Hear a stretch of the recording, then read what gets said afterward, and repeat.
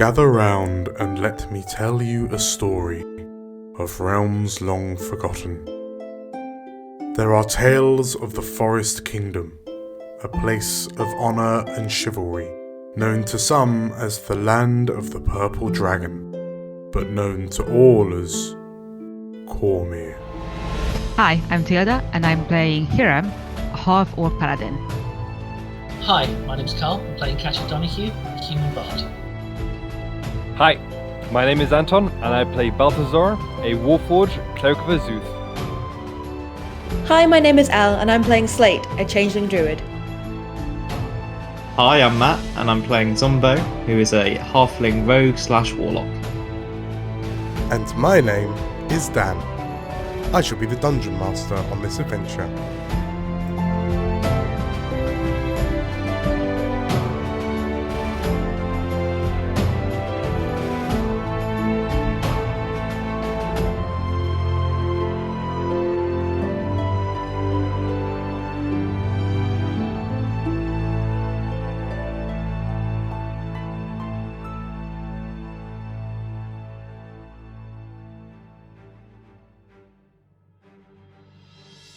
Hello! Welcome back, everybody. Hello!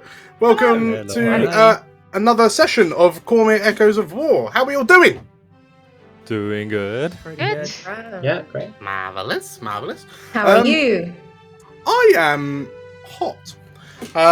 Good In job. all senses of the word. And with with that little revelation, we've kicked off level 10. We're on the home straight. Who would like to see what happens in episode 30? Me. Me, sir. Please. Me, sir. I'd like Pick some me. more, please, sir. Like some more D&D, please, sir. Sounds about right. There's no chance of us dying in this episode, is there? It is indeed. I mean, there might be. Always the chance. Now, the unspoken rule of you have killed a character for at least 3 sessions, you're not allowed to kill another one. Is that like the Nice. 72 hours before you text rule? I don't know that rule, but sure.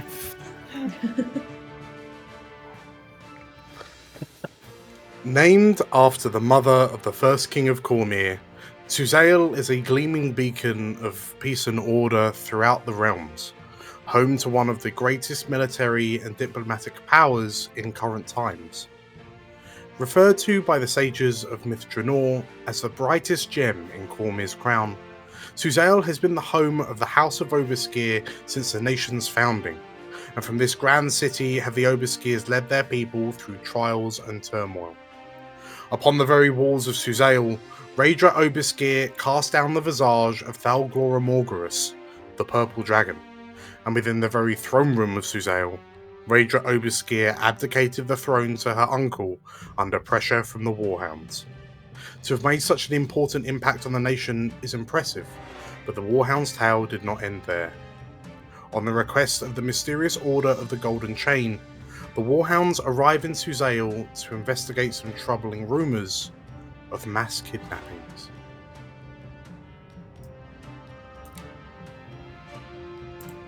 So, you feel the whooshing sensation as you step through the portal, through the portal in the open door of the World Serpent's Inn, and find yourselves in a cosmopolitan, looking at a cobblestone street that runs left to right. Another street, a large main street, peels off it in front of you, and on the corner you see the white metal fences that separate the street from the royal gardens, within which sit the royal court, the royal palace, and the tower of the Mage Royale. As you look around and step onto these familiar streets of Suzail, whilst it's as busy as an Arabellan street, the mood feels somewhat different. There seems to be almost more kind of order and kind of structure to life on these streets compared to the relative chaos of the mercenary Arabelle.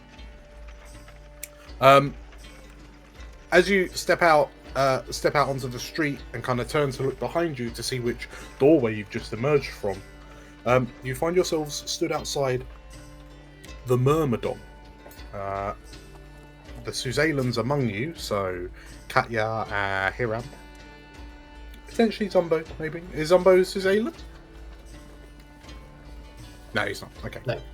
So, Katya and Hiram, you know the Myrmidon to be one of the older inns in Suzail. It's operated under a number of different names in the past, and is actually run by a pair of retired purple dragons. It's one of the frequent haunts for adventuring parties, purple dragons, war wizards, etc. As such, the fact that you've just kind of materialized in the doorway doesn't seem to faze the patrons as much as other places where you've materialized after leaving the World Serpent's Inn. But you do get a few curious looks from the patrons inside. And as you look left, right, towards the palace, Warhounds, what do you do? Balthazar will address the group. So, where should we start? Do we have any leads? Not really at the moment, do we? No, Do we have a contact? no, not. Or should we just ask around, I guess? Well, we could go to the library. I mean, I'd like that, but we're going to find people there? How about the notice board? Surely there would be some notices from people who are missing their loved ones. Oh, that's a good idea, Slate. Mm-hmm. Yeah. Maybe in a pub, in an inn, there might be a notice board. I could always inquire if, around here. Maybe even sort us out room and board. Yeah. Always Why not? good to know where you're sleeping. Let's go in. Sure. Well, so as you kind of step out into the street, Katya, as you kind of look around trying to think where best to head first, your eyes are drawn westwards, up the main boulevard, and approximately 3 blocks up, you can see an area of the promenade that's kind of blocked off from public access, but effectively with kind of there are workers in the street and they've cordoned off an area, and you can hear the sounds of hammers and timber, and it appears that there's something being rebuilt, and as you all look up, you realize the Dragon Riders Club appears to be being renovated after a freak fire broke out from the underground pool heaters. It was a tragic accident, but yes, that seems to be being kind of rebuilt. Is it obvious who is there kind of any kind of, I don't know, company banner, being rebuilt by the Suzail, Under who new cares, or under new management, all that kind of stuff? Is there any kind of tell sign? You'd have to kind of go up that way to have a look. So if you're interested, I think first Slate Yeah. would turn to Katya and say, if you don't want to go, you don't have to, but are you kind of intrigued who might be behind it being rebuilt? Yeah, I'm wondering because without Ursula, her empire's probably starting to collapse around here. Or someone could be taking over? Let's have a look. I think Okay. I'm happy to have a look. As you head up the street towards the Dragon Riders Inn, you. Sorry, can I just say before we go, I think I'd probably duck into an alleyway and change how I looked, as I still wouldn't feel comfortable being Slate and Suzail, especially after the whole changeling thing. Probably Ameline. I can be safe here with Ameline. One of the only places in Cormyr you could be safe as Emily. Yeah. Okay, so yeah, as you head up the street, you can see that there's kind of there's scaffolding, there's barriers to stop the public getting too near. You can see just a number of stereotypically kind of topless workers just kind of doing the Diet Coke Pepsi commercial style things that you see on a construction yard, and the banner that you see hanging from a wall appears to be some sort of looking at it appears to be some sort of Sembian labor force company. I think Slate would then lean in again and just look at Katya. Does that look like anything to you? No, nothing I recognize.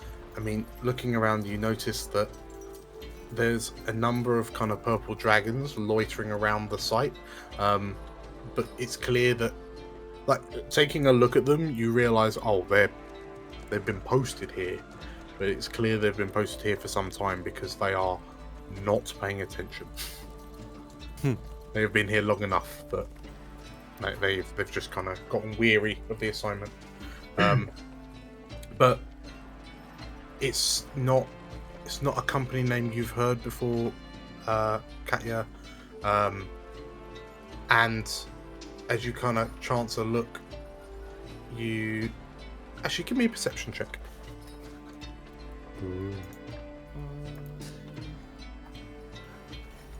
What do you get? Who just Katya? Perception. Is it the whole group here? No, just perception. 15. Okay, so Katya, as you take a kind of a nervous glance around and sort of like peer at the workers,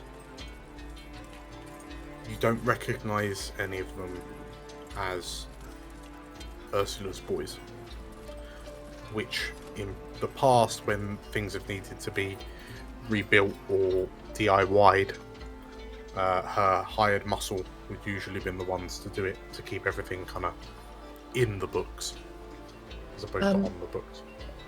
Whilst this is happening, Ameline will saunter over to the purple dragons and just go, "You there? Why are you here? What's going on? This looks so different to what it did last time I was here, you know." They look to you and they bow because they see you as a noble. And yeah, one of the purple dragons looks up at the area, and from here you can see just how efficient this fire was. I mean, what's left of it is heavily scarred by kind of burning. And effectively, the only thing that was really left were the foundations and a space where a swimming pool, an empty bath, an empty bathing pool. But yeah, the purple dragon nods to you and, well, yes, my lady, it's such a shame what happened here, but yeah, I know it's a favourite of the royals, so I suspect that's why the king ordered its reconstruction. Ah, well, that's good. I did so love just relaxing after a hard day of long work. You know, it's quite busy for a woman of my stature. So, I'm glad that that's coming back to us. But you know what? I hope it's not under the same people as it was beforehand, because actually, between you and I, they weren't that, they just didn't have very much class or tact. Very, kind of seedy. What, you mean the Pellegrews, Mom? Do I? I mean, you know, I'm not one to gossip, but I mean, they're not from the most prestigious of noble families, but I mean, they did have some nobility in them, Mom.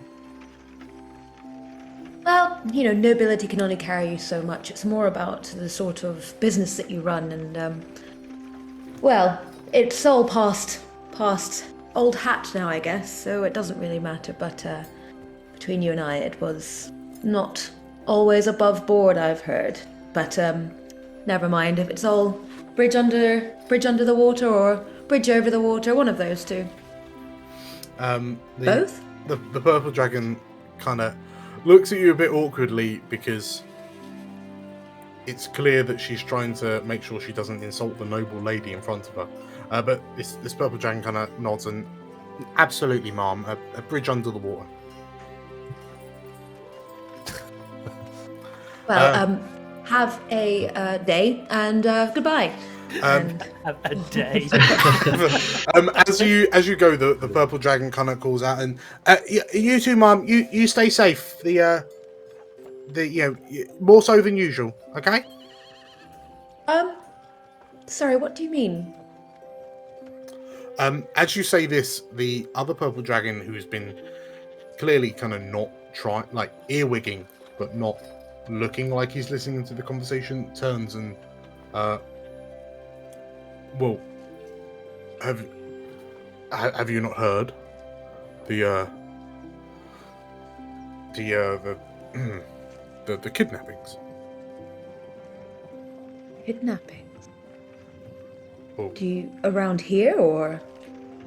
The purple dragon, the second purple dragon, kind of blushes, and he looks a bit bashful and my apologies, Mom.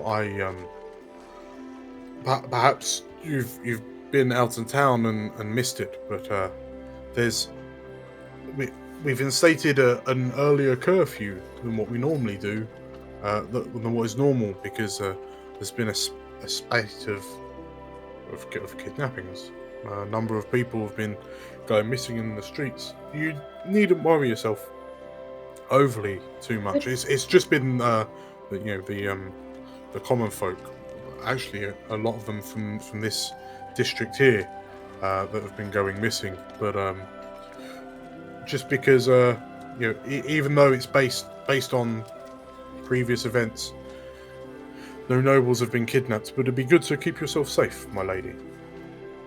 Of course, but actually this is actually completely on the right kind of track for me, because I am really, really so into charitable work at the moment, and this really leans into what I'm doing. So actually, it would be great to find out if there's any families I could possibly help with some moral support. Possibly use some of my sway, if it were, to help find some of these missing poor common folk. The two purple dragons look at one another and they look a bit perplexed, and you can't help but notice they give you a very quick up and down scan, and you notice,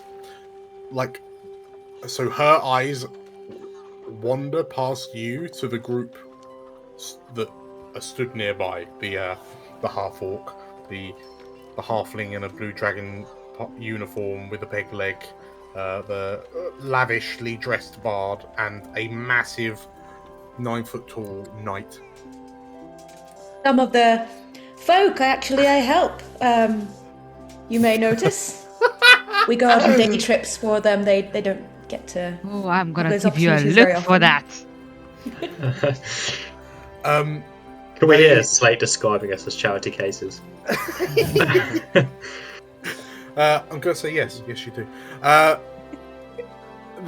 So the purple dragons look to one another. They kind of give each other the side eye, and then they turn back to you. They put on their "we're talking to nobility" smiles.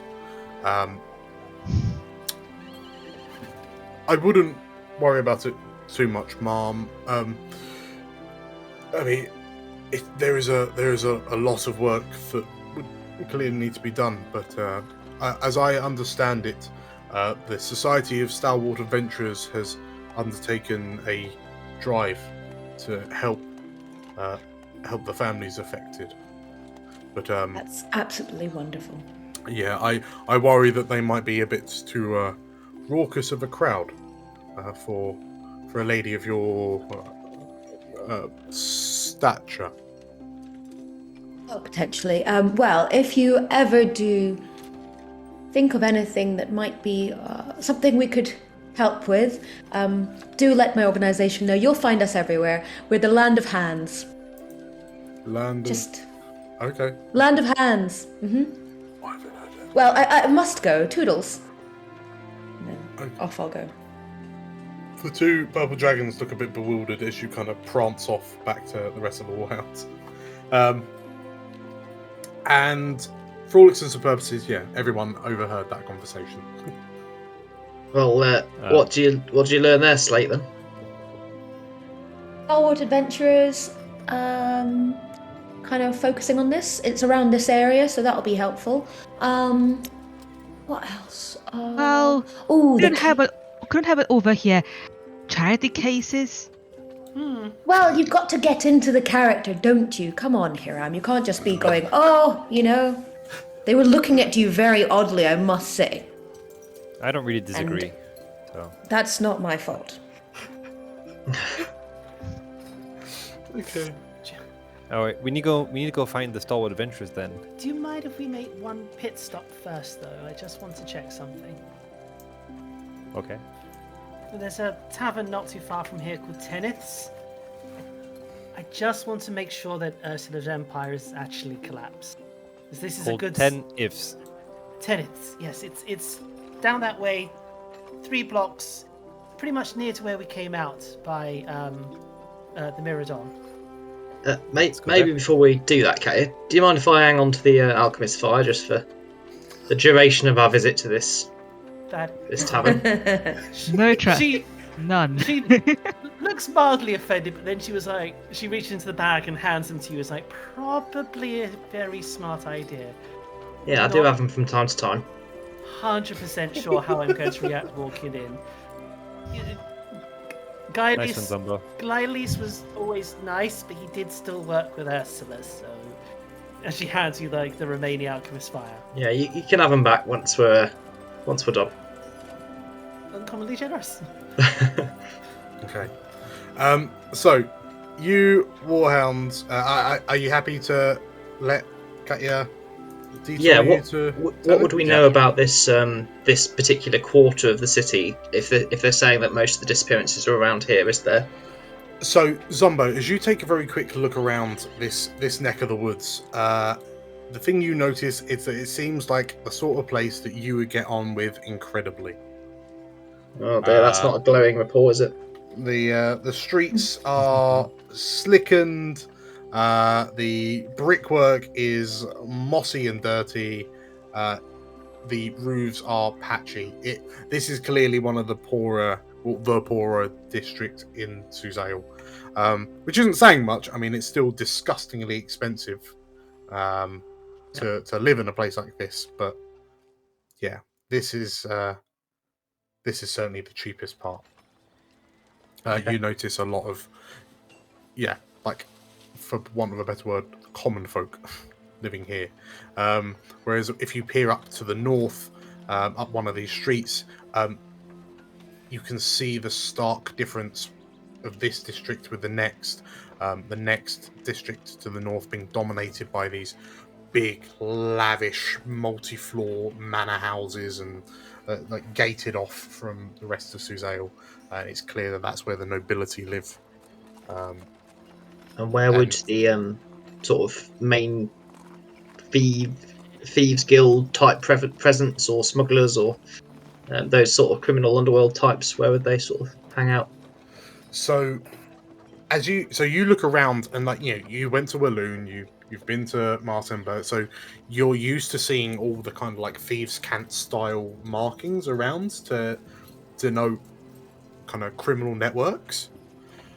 So perhaps you feel a bit uneasy that actually, as you look around, You don't see any.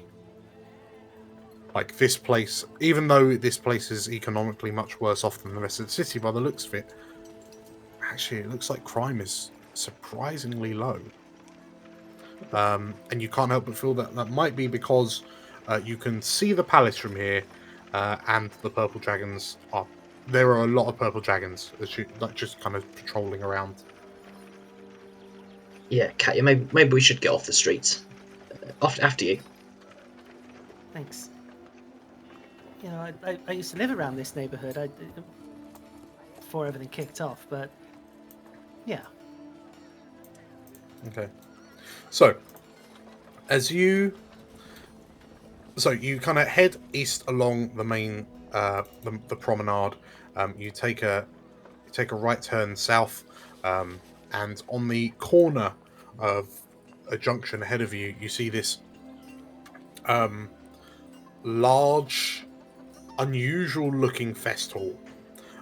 It seems like it's a number of buildings that over time have just kind of conglomerated together, but you can clearly see that they're built on slightly different elevations, so yeah, the internals of this building will be quite peculiar, to say the least. And yeah, hanging proudly over the door is a kind of white sign with gold gilding, and in fancy writing, the name Teneth's hangs above the door. As you enter, there's an immediate kind of aromatic waft that hits you, and almost like a puff of steam kind of comes out the doorway. And as you enter in, you see a number of what appear to be waiting staff kind of stood.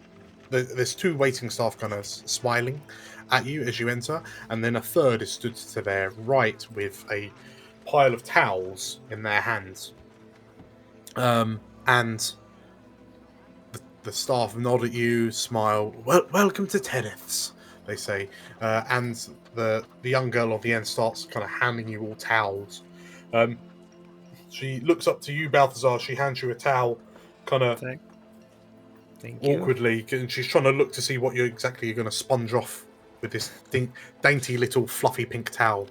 Yep. And yeah, one of the staff says, "Have you visited here before?" Yes, we're looking for Gaelis.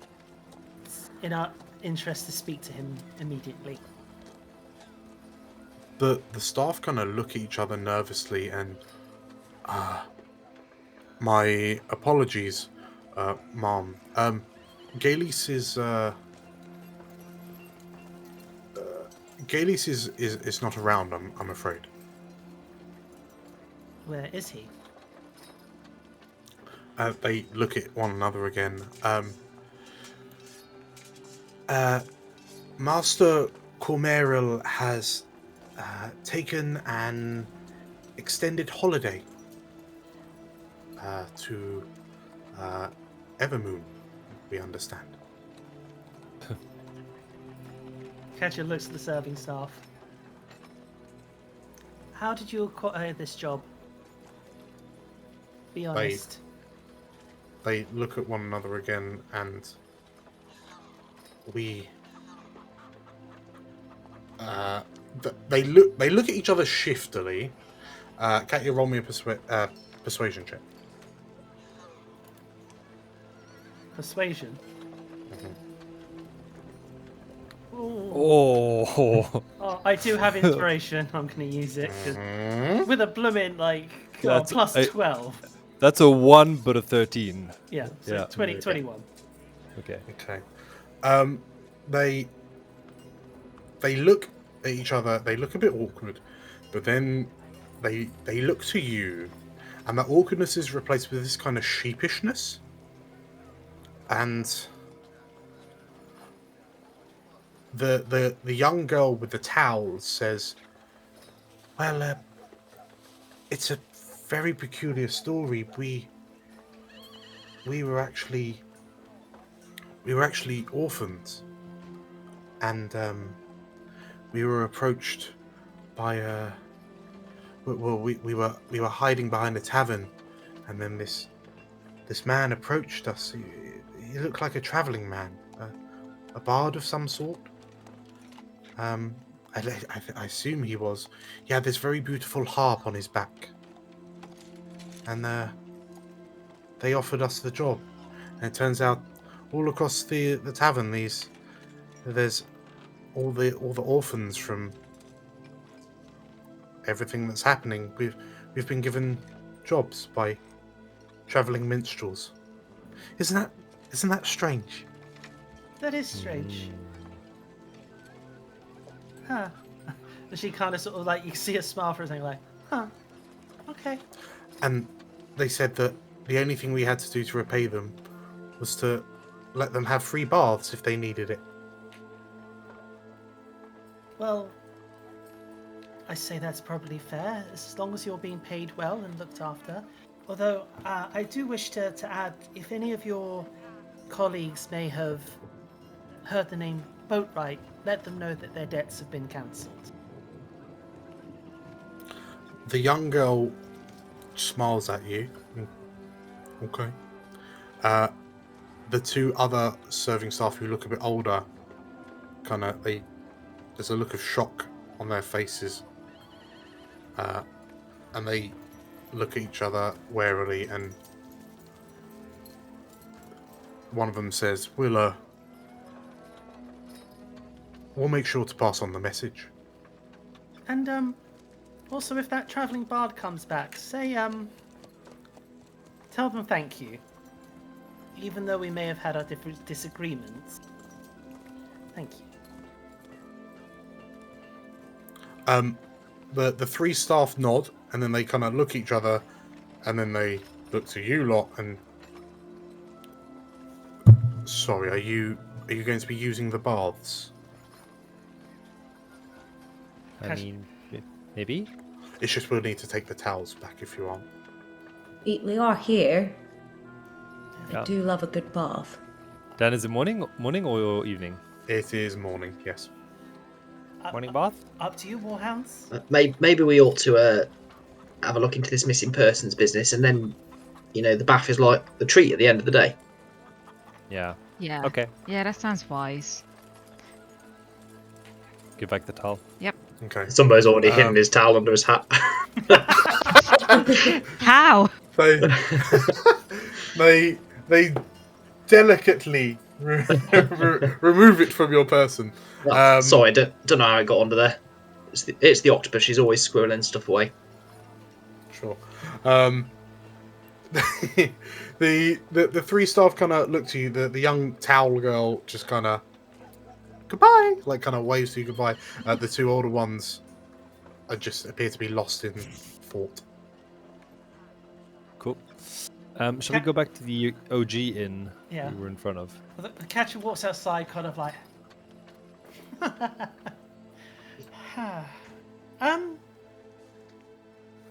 Do you wanna share with the class? No, I think the Harpers did it.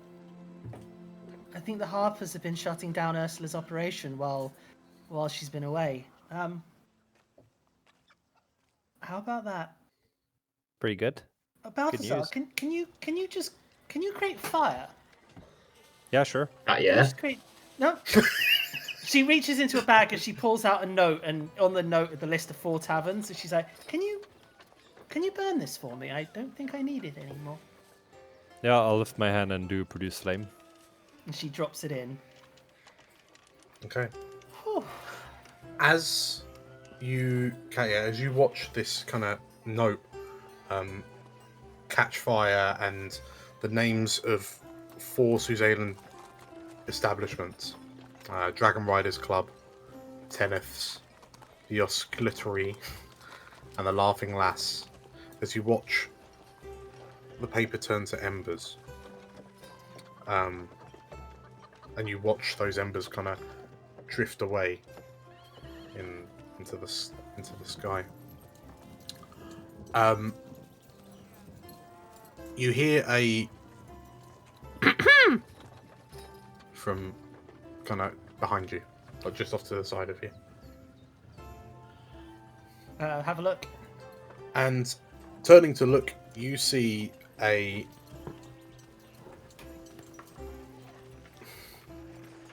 relatively it's an elven woman. It's difficult to say how old she is because she's an elf. But you notice she appears to be wearing a courier's outfit. And she looks you like she has a scrap of she has a bit of parchment in her hand, and she's looking at it. She looks to you. She peers at her parchment a bit closer, pulls out a pair of spectacles that kind of balance on the end of her kind of pointed nose, and peers a bit closer, and then looks to you again. And you're the Warhounds, yes? That's us. That we are. It looks like not all of you are here, but 5 of 6 is good enough, she says. Luckily, it's lucky I've caught you. Actually, I have a delivery for you. And she rifles around in her courier bag, and she looks to you, looks up to you, Balthazar, and shrugs. And then she holds out this parcel. It's about, it's not very big. It fits in both of her hands with her fingertips touching. But yeah, she just kind of holds this package out to you, and it's tied with very neatly tied with a bit of string, and there's a little tag hanging off it that says "To the Warhounds." Who grabs it? No? Yeah, I'm happy to. It explodes and you die. Aha!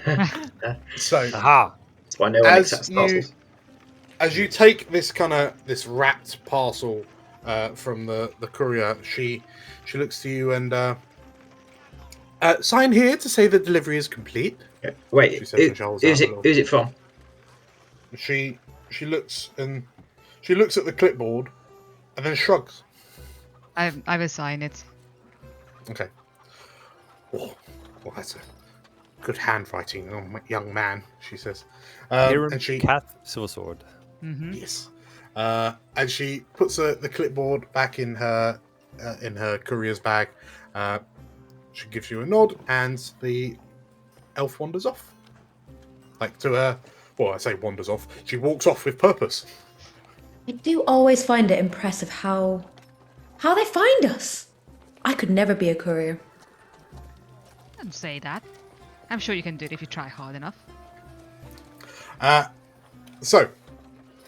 Yes, Zumbo, in your hands is this parcel. It's wrapped in kind of a brownish parchment paper, and inside you can feel it's almost like a number of. They feel like long cylinders, like relatively thin though, and they're kind of loose, but they kind of jangle around in the parcel as you hold it. I think you probably just hold it at arm's length and pull one of the ribbons gently to release it.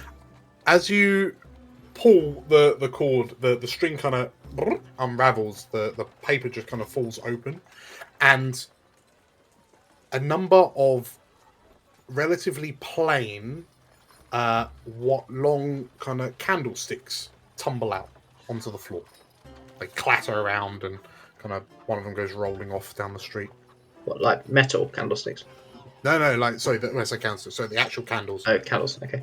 Yeah, probably about, I don't know, a foot long each. Huh. And like those of you who've they look like the sort of things you'd see in a temple, maybe. Yeah. It's like those kind of candles. I think on the dropping, Ameline would scramble to kind of pick some of them up, because obviously candles are kind of delicate and probably not the best place to drop them as on a street. Yeah. So as you grab up the candles, so Ameline, you quickly hoover them all up, and then you stand there holding, and they're just plain wax candles. But you look up, and Ameline is stood in front of you holding 6 candles. Is there any note with them, or any idea who sent them? There's not a note. Are they inscribed with druid craft by any chance?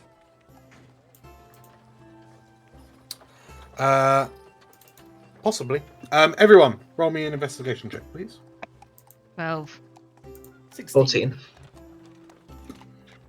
I'll add a 17. d4 with guide. Ease.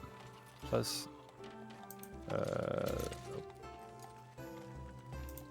1d4. How's this work? There you go. Hey. 21.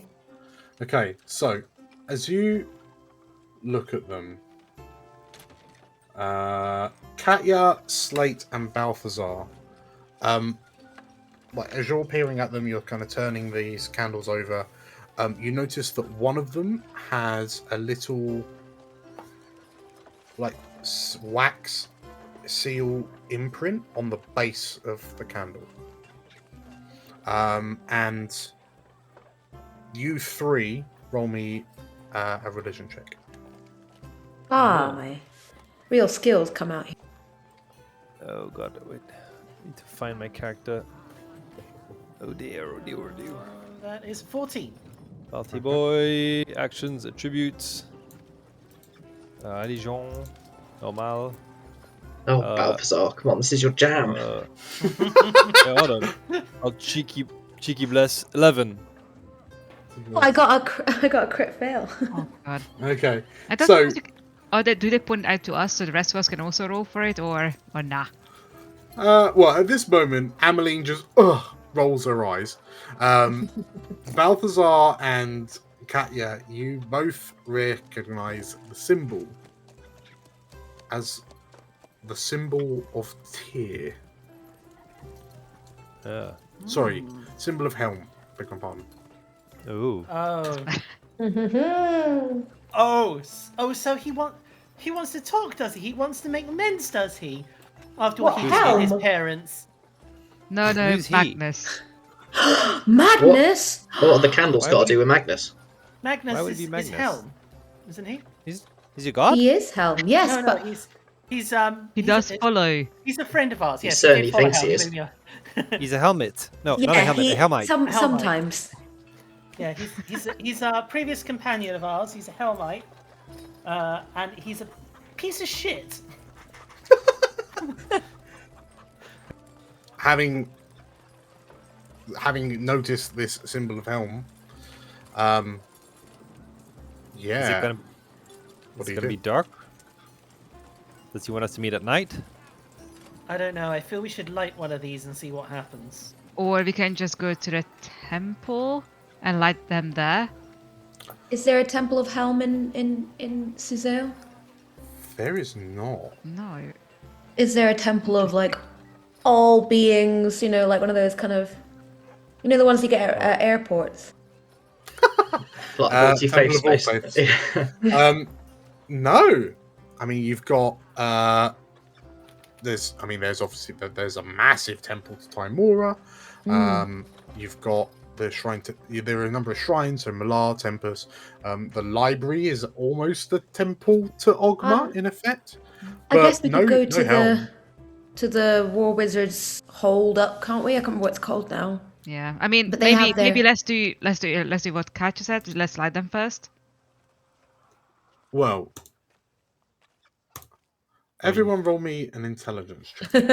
What if they're dynamite? None of us. Hey, and a 20. Oh, Katya! Yeah. Ooh. Okay. None of us are Six. intelligence based. I'm gonna cheat Yeah, again. I'm gonna absolutely. do D4. 17. That's 12. never happened for me on intelligence. Okay, so Katya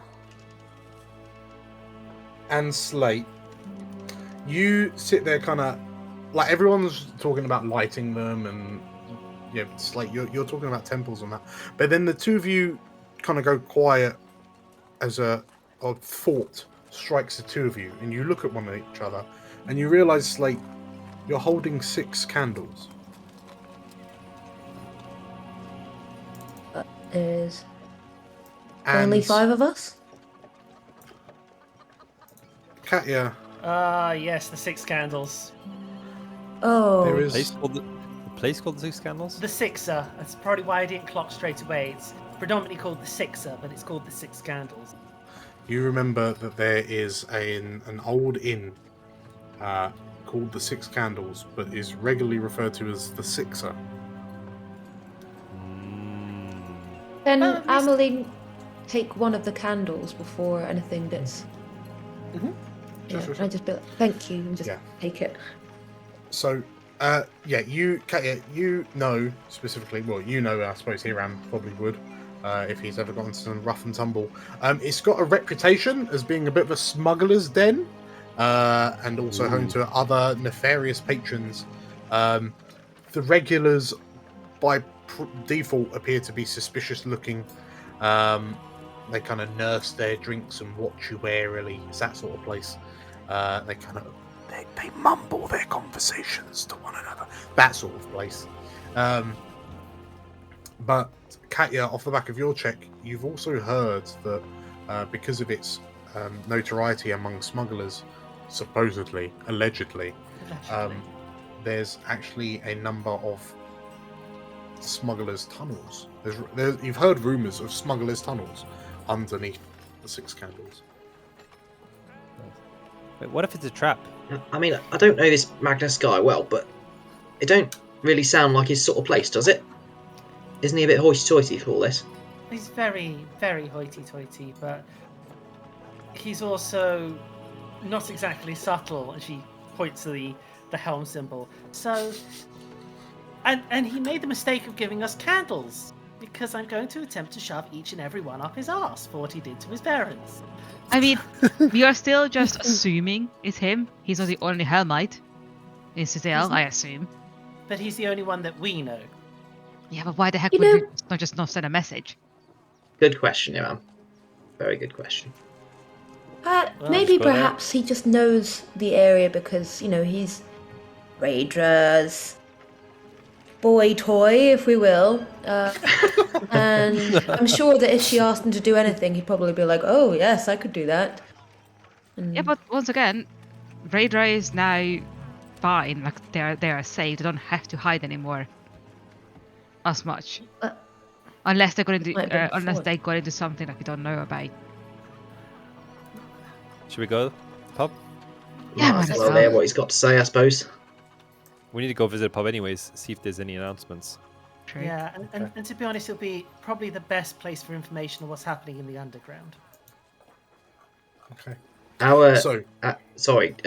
mean, who's going to tell him about Badger? Will he already know, do you think, from Raidra? I will let him know, it's fine. Okay, so you make your way back towards the Dragon Riders Club. It's the burnout, the devastation of the fire is that much more clear as you pass it and see it from the other side. But you carry on to the next block, and on the corner of this group of buildings is this relatively kind of ramshackle looking place. The air itself smells and feels more sordid. Like there's a fine veneer of grime that just kind of hangs on the sides of this building. As you kind of enter in, the door squeaks. As you enter in, the door squeaks. Ooh. 6 candles. And Hiram, as you open the door, you hear the music inside this inn stop. Like someone's playing a lute, and it just stops, and like all the heads turn to look at you as you stand in the doorway. And as you look around, you feel your gleaming, shiny armor feels heavier as you step into this place, as everyone just kind of peers at you. But there's a young... I'll say, sorry. If that happens, I think Emmeline would leave, go, oh, wrong place, sorry. And then leave, and then come back as Chiron. Okay. Yeah, but honestly, Hiram is probably not going to take notice that much because it's been a difficult month. It's been a difficult Like he genuinely month. does not care what these people think. Fair enough. I like to imagine it. Hiram walks in and everyone's like suspicious. Then Balthazar walks in and they're like, "What's going on?" Well, as you the police have arrived. It's a Ross's. So as you walk in, behind the bar is a red-headed woman. The hair on the top of her head kind of plaited into long plaits. She has an excess of makeup. But she looks to you and kind of like leans round the two patrons sat at the bar and says, "Oh, you right, darling? Oh, come in. Yeah, you'll let all the heat out. Come on, darlings. In you come. Come on, sweetie. Yeah, dogs allowed. Come on, love. Come on. Oh, God, there's a lot of you, isn't there? Good golly, keep coming. You too, old timer. We've got OAP discounts. Come on." Okay. So yeah, she kind of this barmaid looks you up and down and says, "Can't say I've seen your faces around here. My name's Rosalina. Hello, how'd you do? Grab a seat if you can find one. You probably can't because they're all taken.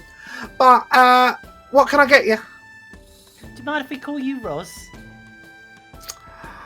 Actually, only my ex-husband calls me Roz, Terribly and sorry. he's dead now. Not Lena.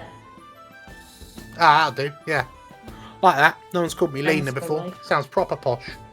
Dan? Yes, here I am. Oh God. Do I see anyone who stands out or I recognize? No one particularly stands out because they're all looking at you. Not even the lady with the really shiny hair in the middle. So this is the you see a blonde-haired lady with a bit of a pixie cut bob. She's going around like she's got a tray of drinks and she's kind of clearing off a nearby table, but she kind of peers at you all a bit curiously, and then she disappears off. Is that Magnus in disguise? Just putting it out there. But yeah, she the waitress in effect, the barmaid kind of comes back and she kind of smiles at you as she goes past, and then she Catcher gives Hiram a nudge as the waitress smiles at him like, and she starts putting the tankers down on the end of the bar. So Lena, I think we might be meeting someone here. All he did is he left us a little message. I don't know if anyone's expecting, say, the Warhounds? You might have heard of us. We're an adventuring group. As you say that, everyone stops and you hear as tankards are put down on tables. And they're gonna fight us. And you see Lena look to you and like her friendly, bubbly demeanor disappears. And you see her glance at the bald man at the end of the bar, just wearing this kind of like bobbly, like poorly made black leather jerkin, and he nods. And he gets up, and he is surprisingly tall for a human, and he squeezes past Chiron and Drawl to the door, and like stands between you and the doorway, and then you hear a click as the door locks. I love how the thing is going to stop us from leaving. You say you're from the Warhounds, eh? Yes. Hey, Penvis, is that good? I have Maybe. a song and all, if you like. The You may have heard of our prowess. I've only recently joined. I can only imagine Chiron deliberately makes his muscles sag downwards as he does that. Yeah. They start up, they go, so It just pushes it off in the back. Like. So, you see, so the chap behind you with the black leather jerkin takes the open sign and flips it to closed. Wait, they have an actual window on the On the door? Well, sorry, I guess it'd just be like a slider, wouldn't it, on the inside of the door? But you hear a chunk as he slides it across from open to closed. And Lena looks to you and says, took you long enough. He's a fucking nightmare, he is. Yep, that sounds like our boy, it does. And the bartender looks to the blonde barmaid and Dottie, take him down. And before we go down, can I just like go past Lena and just go? Just because it says closed, does that mean we don't get a drink anymore? Can we still get the drink? Lena does that. She laughs. She lets out an exasperated laugh and gestures for Dottie to take you down the stairs. So, drink or no? We can drink later, Chiron. Let's move. I'll need something to smack around Magnus's jaw. So, Dottie, the barmaid, kind of leads you around and goes to the top of the stairs, makes her way down. Boop, boop, boop. Ah, we are done. Dan, can you grab Emily for me? Ah. And oh, hello. Fish. As you... Fish and Axikas.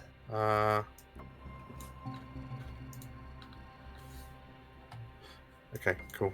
As you make your way down the stairs into what appears to be this kind of dusty, very poorly kept basement. 1, 2, 3, 4, 5, 6.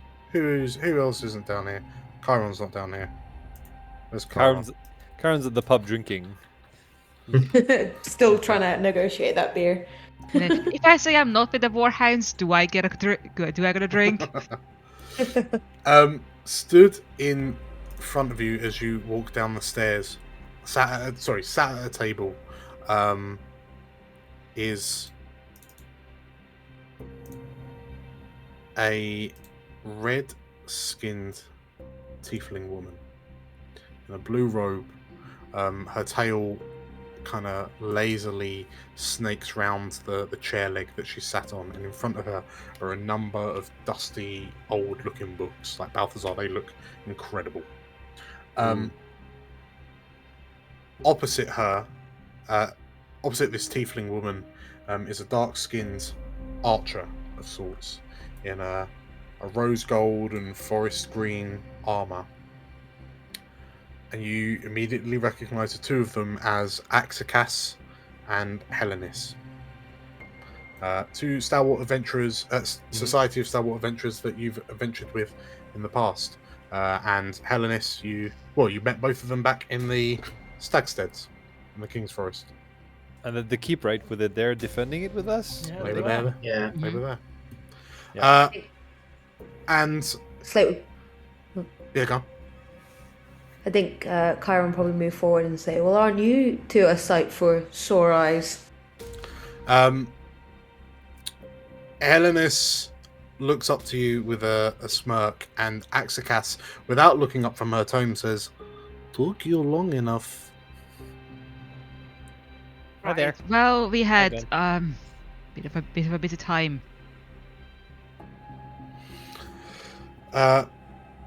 Helenis looks across your number, and she seems to notice something. And Hiram, you see her brow furrow, and she goes to kind of say something to you. When you hear footsteps from the doorway to the south. And stepping out from around a corner, you see not only Magnus. Oh, what's his name? But an Aaron. armored, Fox. armored purple dragon that you recognize to be Aaron Fox. So basically, everyone that really liked Badger is now in one room, so we can break the news in one go. Thank you, Dan. It's Like, gonna be a thank you. real fun conversation. This. Before Oh, anything God. else, Catcher uses Mage Hand to slap Magnus across the face. And she as promised Catcher she does would do. that, and as Catcher does that, Chiron says to Magnus, "Aren't you a sore sight for eyes?" So, You have been so mean to poor Magnus. Zombo might just pass Katya the alchemist's fire back and just get, if you want to. Thank you. She points to Magnus like, "You were lucky that was the restrain thing I was going to do." So Magnus walks in, and you see him about to say, "It took you." Oh! As he's then slapped by this mage hand, and then he looks up in shock, and then sees a sea of daggers being stared at him. And Aaron kind of slips in behind him and crosses his arms and leans against the wall behind him, and they seem pleased to see you, Magnus. And he looks at you all with a smirk. Magnus looks concerned, and he's like holding his cheek, which is now festooned with a beautifully styled handlebar moustache, mutton chops type affair. And what was that for? She slaps him again. Duh! That was not what you did to your parents. That was uncalled for. That was unkind. You better call them and tell them you're safe. What do you mean, my parents? What? Right. Have you been talking to my parents? Oh, we met Yes, them. we've been talking to your parents, and they believe you're dead. Katya, Yes. just Yerma's gonna look around the room and say, "We have some bad news to share."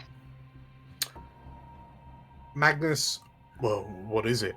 But as he says that, you see Aaron's eyes scanning the room. Where's Badger? I'm afraid we lost her. Magnus, well, I mean, it is a big city. But No, I'm sure she'll Magnus. be fine. We have lost her. She's not coming back to us. This is it. This is all the Warhounds. She made sure we all got out, but she died in the process.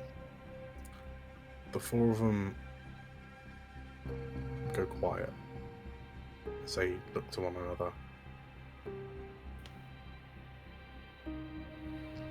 And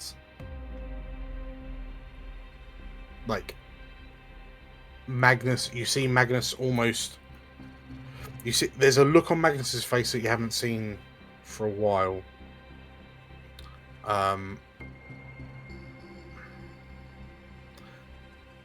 And then it's Helenus that says, "How did it happen?" We were on a Nautilus. "You were on that Nautilid?" says Magnus. Hmm. Yeah. We were on it. Badger didn't make it off the Nautilid, but she helped us. She helped everyone else too, obviously. And she saved Renner as well. Magnus nods. And Aaron looks up.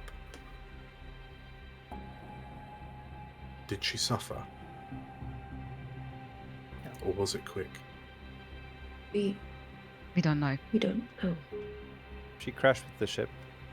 She can get out. And you see Aaron he closes his eyes, and he lets out a deep kind of breath. By Timora's grace,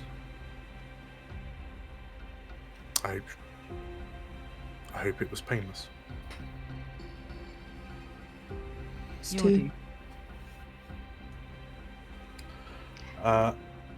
Magnus clears his throat, and I'm sorry I wasn't there for you all. I mean, maybe it wouldn't have mattered if I was there, but I'm glad that you're here, nonetheless. I've had an exciting few weeks, actually. Okay, do tell. What you been up to? Well, I'm not sure if you're aware, but there was a small civil war happening on the streets upstairs, which was not fun. In this tavern. Magnus gives you an unimpressed look, Chiron. Now that we heard what had happened over the Dragonmere, but no one really wanted to believe it until Ezred came back and told everyone the war was over. Hooray. That's the second time that people richer than us have just decided to end a war. Did you want a war to continue? Well, the problem is, Hiram, I don't think the war's stopped. Well, I feel that we've traded in one war for another. Have you heard about the kidnappings? Yes. I assume that's why you're here.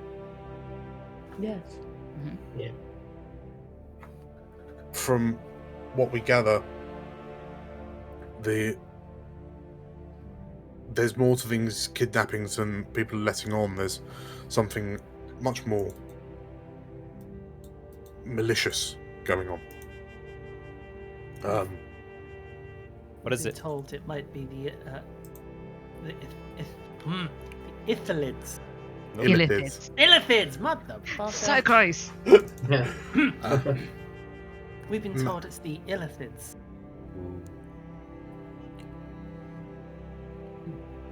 Magnus, come again? I mean, did you not get them all when you blew up their ship? Oh, maybe we should start from the beginning. And someone who's better at recalling details should really go into But something. then Magnus kind of stopped him. Wait, what? Okay, fine. You fought some mind flayers, and that would, what do you do? But no. This is all about. These are Sharans, isn't Netherese? Oh, yeah. Yes. Do you have like some case, a crate or something? You might want to sit down. What?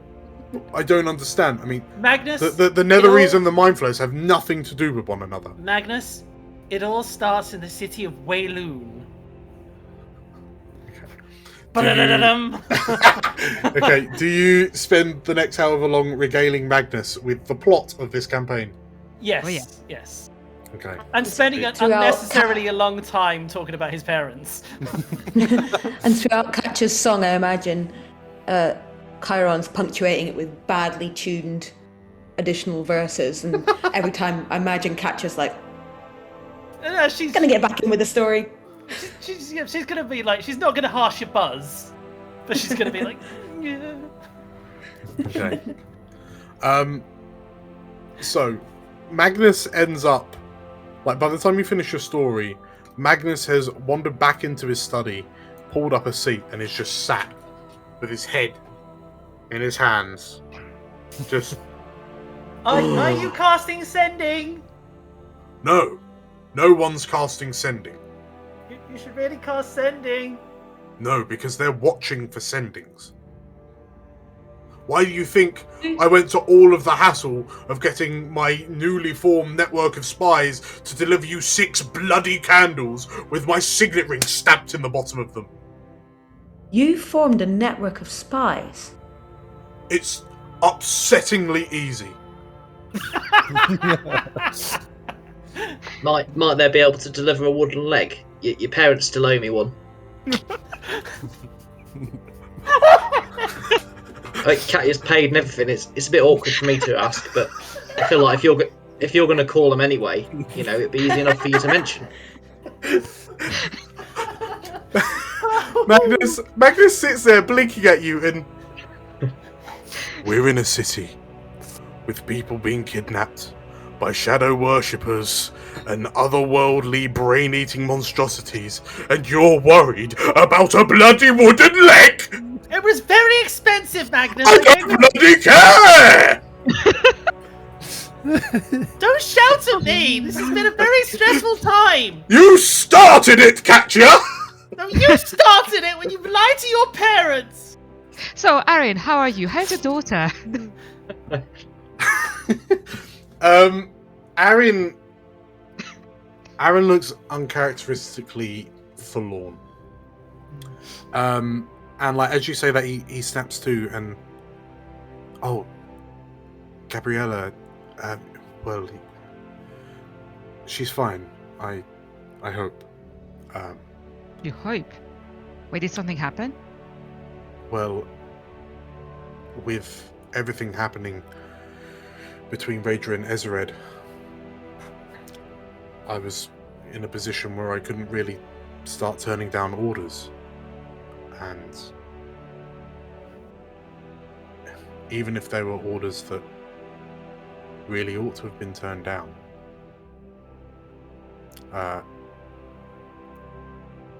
I've never refused an order before, but it just seemed like a good time to start. So yeah, I didn't want Gabriella to get caught in the crossfire, so I had her sent away, out of reach of everything that's happening here. Watching her leave was one of the hardest things I've ever done, but every morning I wake up expecting, hoping that there will be a day where I get to see her again.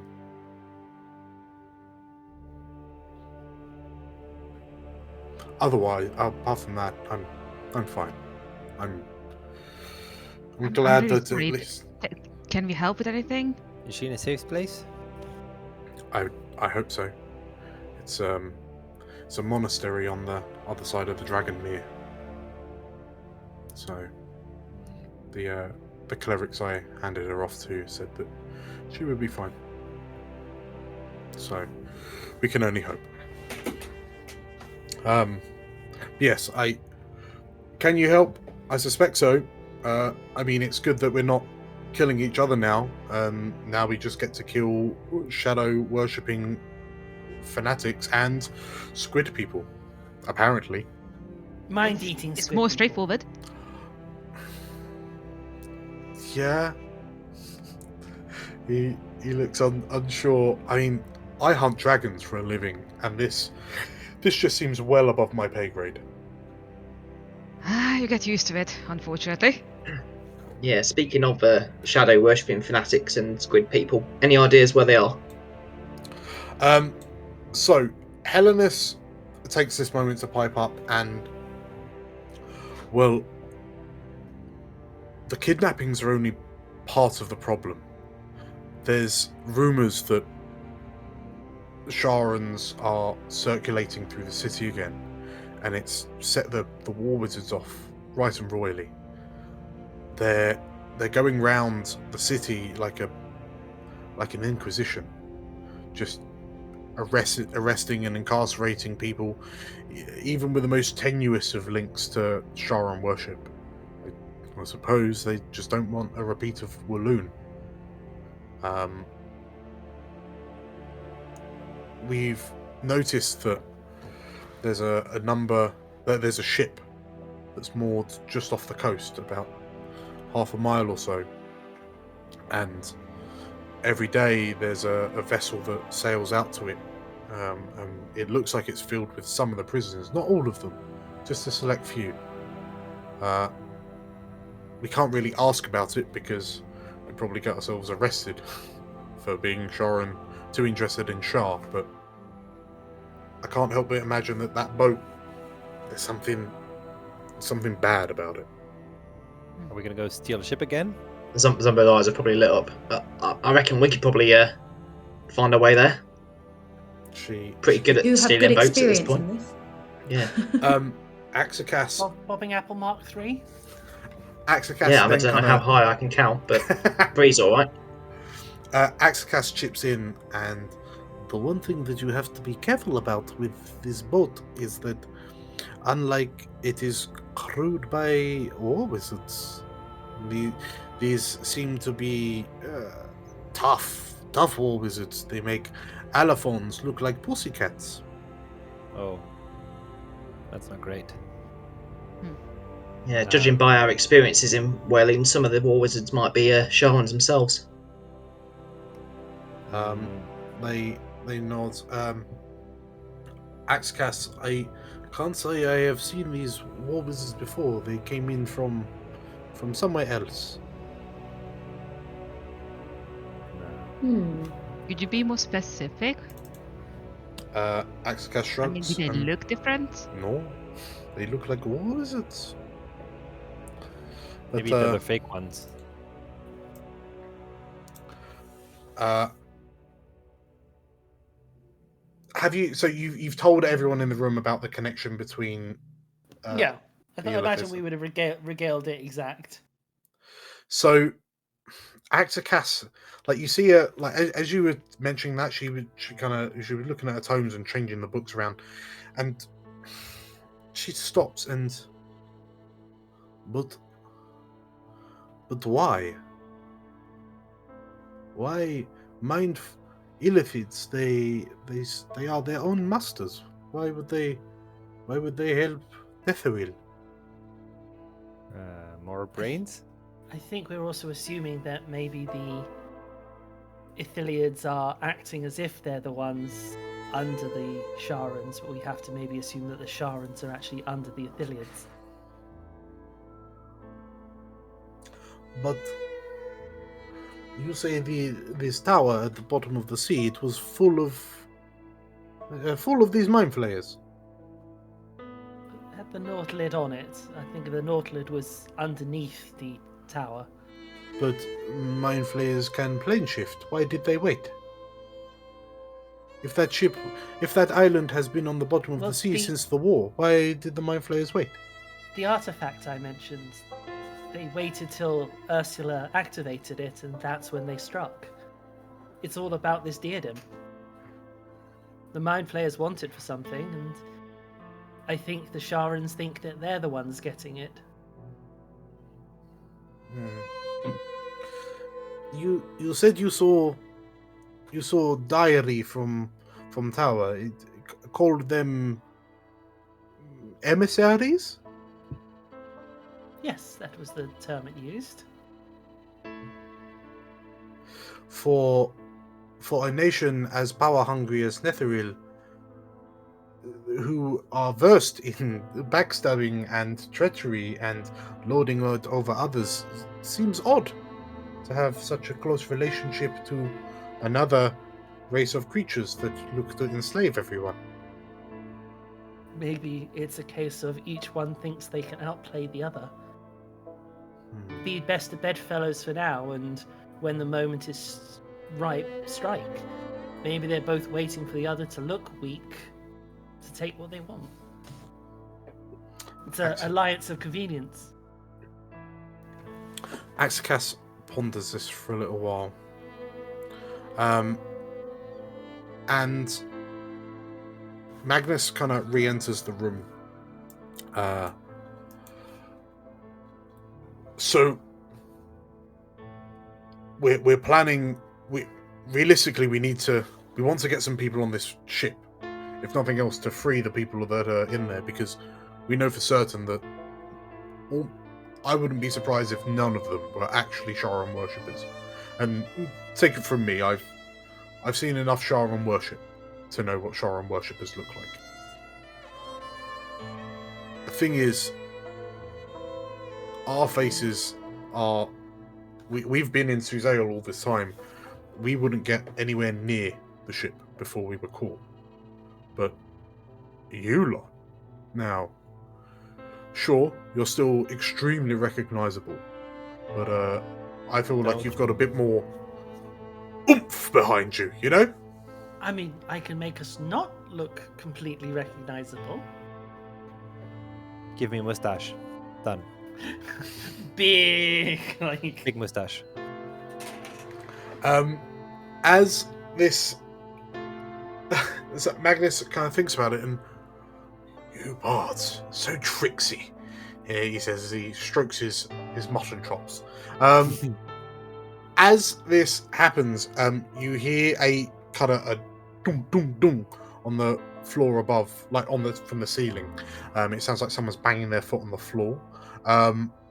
And Magnus looks to you, Chiron, and kind of gestures his head to the trap door at the top of the stairs, and be a champ and see what they want. He says to you. On that, I will open the door. What? So the blonde barmaid looks to you, looks a bit surprised that it's you that answered. I was just wondering if we could speak to Magnus, was all. It's just it's an ever so peculiar thing. And oh yeah, as she says that, you hear her, excuse me, out the way, No. please. and from between this barmaid's legs, like she loses her balance, and this creature barges between her legs, and like to look at it. Let me get a picture of it so I can describe it in vivid detail. I thought it was Mixian ferret. I was Not. hoping for Mixie Fred. It Me looks. too. It looks like. It looks like a large, flattish-faced beaver, but with a very short, stumpy tail, and it's about. I don't know. It's about a. Bloody hell. It's about a meter. It's about 3.5 foot long. Like it's a hench little beast. And this thing looks up to you, and Slate, give me a nature check. Is this a platypus? Okie dokie. I'm imagining a platypus. Nature. Didn't have Natur. that snipe. Oh, You- a 14. So you stand. So Chiron, as you stand, like you've just kind of put your head up through the stairway trapdoor, and like you are eye to eye with a wombat, Oh. and this wombat is staring at you intently, and it wiggles its nose, and Excuse me, are you the proprietor of this establishment? it says, No, are you? the wombat cuts, and I would run things a lot more efficiently than this cesspit. the wombat shouts, and No, what you mean? I haven't even got a drink yet. the wombat shakes its head and then kind of peers past you. It can hear voices coming from downstairs, and Oh, are there more of you downstairs? and this wombat just barges past wait. you. I'll push it back and just go, there's a wombat coming downstairs now, now. The wombat, like snarls at you, bares its fangs, kind of swings at your face a couple of times, and then squeezes out of your grip, and then just kind of like trollops down the steps into the basement. And the wombat kind of looks around and and yeah, sure enough, there is a wombat in the basement with you, looking at you rather surprised. Who are I'm you? sorry. Me? Who are you? Balthazar? Oh, To be fair, we don't have to answer you yet because we asked first, and that is how it works. Well, that's an odd coincidence. My name's Balthazar as well. What? What? What do you mean? I mean, what do you mean? Clearly you stole my name. Who are you? Balthazar. I've told you. Balthazar the Why Wombat. are you here? Are you just copying me? Well, Get your own name. I heard there were some adventurers in town, and then they came here. I decided to come and investigate, and it looks like my wombat intuition has won out, because here you are. You look decidedly adventurous, especially you, says the wombat, pointing a claw at Drool. Drool goes into a big doggy grin and is like, yeah. The wombat kind of peers to you and... It's a very good name, though, isn't it? Balthazar. Sounds regal. Yeah. My owner gave me the name. I'm very pleased she gave it to me.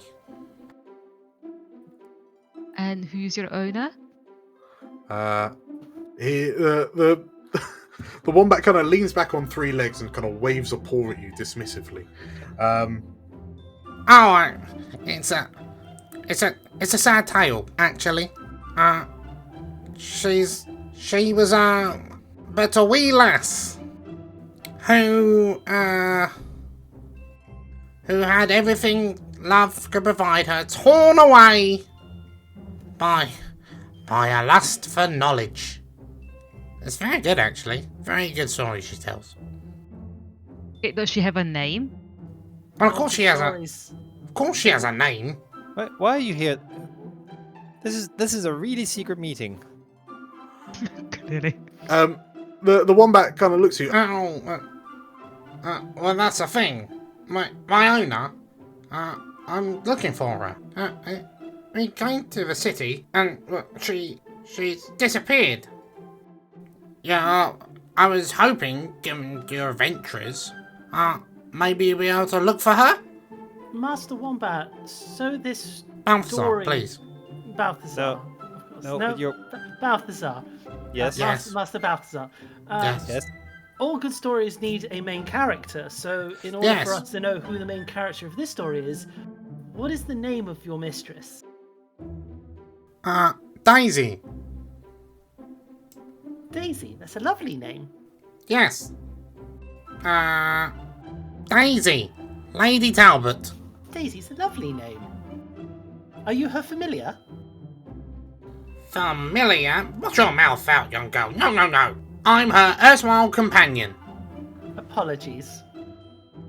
When she told me that she was travelling all the way to Suzail for half hour, I said, you can't go on your own. It's too dangerous. I will come along and be your bodyguard. And then what does she do? She just swans off into the night. Doesn't come back. And what's a wombat to do but recruit some middling adventurers such as yourselves to help find her? Hang on, middling? Well, yes. Well, apart from him. If Drool could fist bump, he would. In his head, he's anthropomorphic going, yes. Magnus is blinking. Like,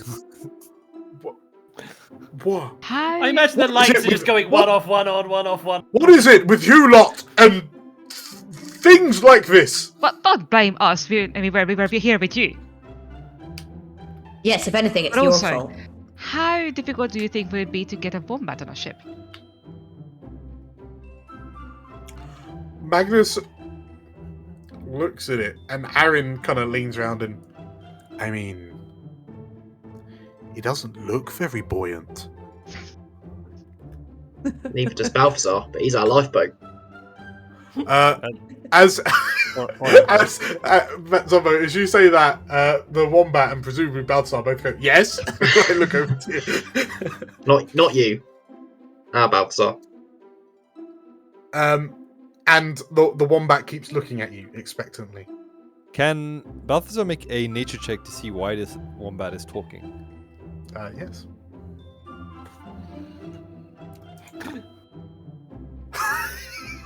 I'm gonna open this up to Slate and Katya. I think just as a Actually, note, I'm just gonna do a whole group. Roll me a nature check. I feel like, can I just say, unless someone asked Slate why they were talking, Slate would just be like, yeah, it's a talking animal. Yeah. Normal. Natty one. Oh.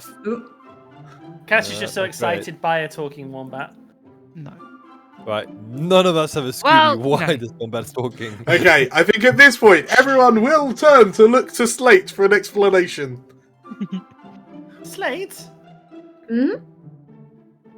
That's a question because, my dog doesn't talk, so how come this lady's wombat does? I have a name, you know. Balthazar. Well, Yes. Joel Yes. does talk when you listen, but that's a different one. Mr. Balthazar the Wombat, do you Yes. want to explain why, or shall I hazard a guess? I mean, asking why they can talk is like asking why the sky's blue. Fine. 14. We'll see. Okay. I guess it will be good enough. Slate, as you drop down and kind of study this wombat, and this wombat like recoils a little bit from you, as you start breathing on it. Nose hair dawns all on you- a-quiver. Yes, yeah. He kind of the teeth emerge as he kind of pulls a worried face at you. It dawns on you that Balthazar here appears to be one of the fabled awakened wombats that live north of the Stormhorns. That specifically congregate in warrens around the village of Hearthhap. Hearthhap. Oh, okay. Yeah. Which is the village that you stopped off at when you stayed at that halfling bath and breakfast. Great B&B there. Ooh. With its rivals just next door. Wasn't that Hearthhap? Balthazar. Hearthhap. Wait, did we remember that Balthazar was asked about there, or? No, what was asked about? No, I think Balthazar's family from before might have been there. I don't think Yeah. we know that, Well, do we? we as players. Yeah, Yeah, we I as guess players so. do, Yeah. but I don't think That's what I our was trying characters to have any remember. idea. Damn. Okay.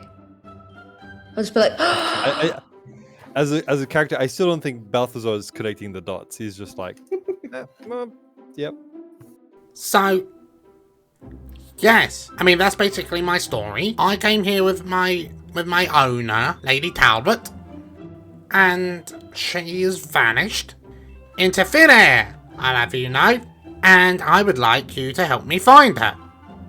Well, look, Balthazar, we're going to go to this here ship that Magnus and his pals have been telling us about, and apparently lots of people who've vanished have been held there, so maybe your mistress is there too.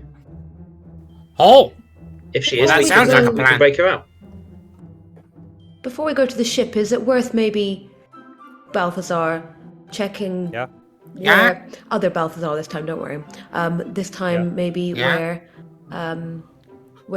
the Lady Daisy Talbot was last time you saw her.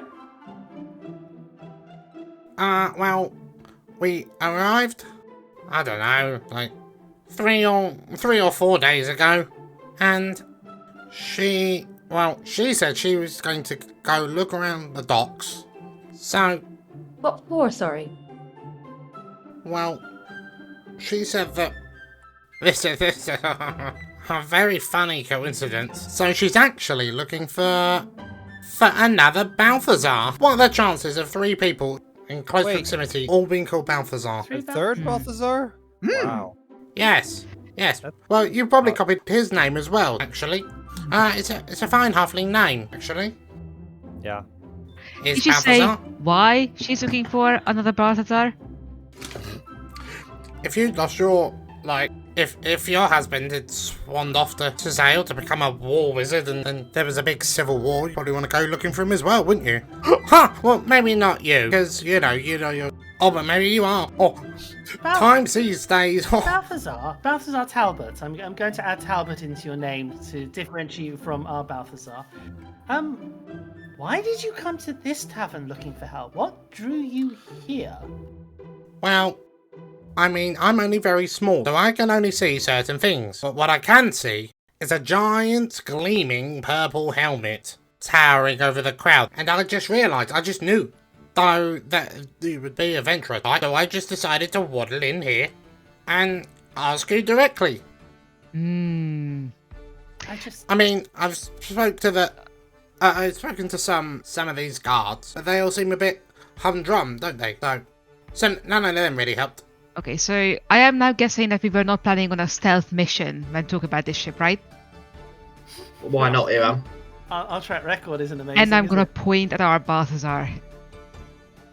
Well, Balthazar, I think, just had like the penny drop and like backed away like in one of the corners. In the meantime, Slate's probably, or Chiron's probably pulled out the chart that is like our success rate with stealth missions. Pull Yeah. out a tripod, put it up, presenting. No, I think we got kind of one of them. As Balthazar watches Balthazar back into the corner, the wombat like frowns and, are you feeling all right? I feel a bit queasy. I don't think I can puke though. It's these cities. There's just no good fresh air.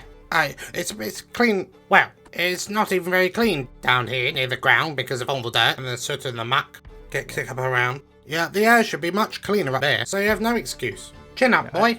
I don't breathe, so it's not the air. That's why you feel queasy, my man. Dan, Yes. can I do an insight check on Balthazar? Which one? Our Balthazar. Not because Balthazar Talbot is the other Balthazar. Balthazar is our Balthazar. So not this is Balthazar gonna be Talbot, so Balthazar. confusing. I'd like to do an insight check on No, Balthazar. there's Balthazar not Talbot and Balthazar Talbot. Yeah, Alright. so our Balthazar Talbot. Okay. would we all have kind of clicked potentially? Because we know our Balthazar's used to be a war wizard, don't we? And Yep. so Was would a we all halfling kind of and- be would we all be connecting the dots at this point? No. In no way, shape, or form would Slate ever. I mean, could feel we like all have a even wisdom check or Zombo something might. for that? Oh. Any of you who wish to connect the dots? I mean, I can't be any more obvious than this. Yeah. Yes, you've connected the dots. Yeah. Including you, Balthazar Talbot. All right, then Balthazar will go.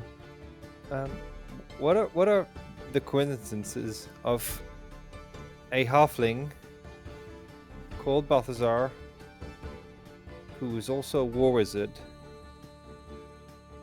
and his wife disappeared, and that's another Balthazar. Well, Why, have you seen him? Balthazar? Our Balthazar? Balthazar Talbot? Yeah. Do you He's got remember, the same surname as well. Do you remember what your full name was? I don't think we've ever asked. No. Do you want me to have a look and see if I can find it? Can you? Maybe. And she walks up.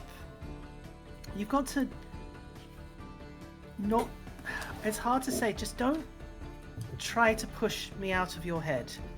Like, I can dig deep, but I need you to be willing for me to dig deep. don't struggle is what she's trying to say. Fundamentally, don't think too hard. Think on what you want to look for, and I can try and find it from there. Okay. In the week after Badger, I've been really practicing this. And she basically puts her hands up to your temple. The classic sort of superhero style, sort of middle finger sort of resting slightly on your temple, and she closes her eyes. She takes a deep breath, and when she opens them, her eyes are glowing white, and she casts her free detect thoughts for the day. Ooh. Okay. As you feel that kind of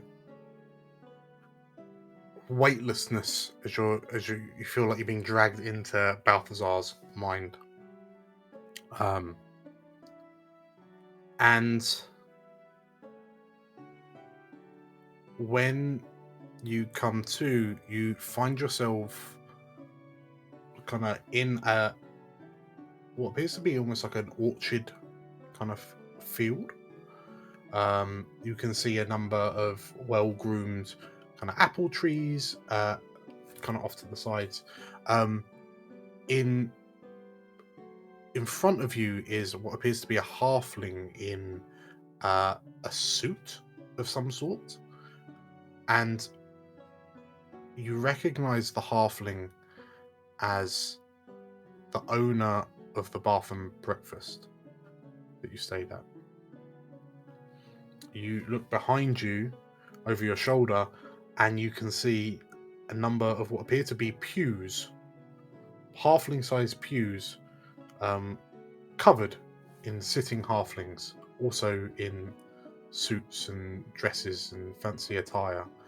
Some extravagant hats worn by a vast majority of them. And then when you turn to look, there's a female halfling stood next to you in a white dress. And as you look down, you notice that the two of you have matching rings on.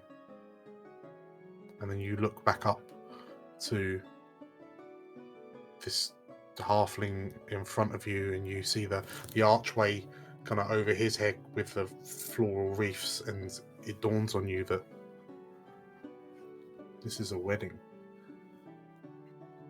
And you hear a voice echo out, "I now pronounce you Balthazar and Daisy Talbot." And the glow fades from her eyes, and she looks at you and is like, "Hello, Balthazar Talbot. My name is Catcher Donahue." Hello. Not you. Hey, you're also called Balthazar Talbot. I wonder how many Balthazar Talbots there are. She telepathically puts directly into his mind. Your wife was very beautiful. I think we're gonna go help her now. I think Balthazar will fall to one knee and put his hand to his head. Oh God. She's killing him! Shouts the wombat. She basically goes to her knee to help with Balthazar. Are you okay? I'm sorry, I didn't probe too deep, did I? I don't know what's worse, that my wife is missing, or that I forgot I had a wife. Yeah, she's not going to be happy with you, mate. Your wife is missing as well? Oh dear. Well, we gotta find her. I mean, given all the coincidences that are happening today, perhaps both of the wives are on the same ship, so yes, perhaps we should get our scallywags on. I hope you can swim, because I can't. Right, Mr. Wombat. I can't. Yes. I have good news for you. Yes. You have found your owner's husband. Well done. Welcome to the party. And I'm pointing at Balthazar. I'm a halfling.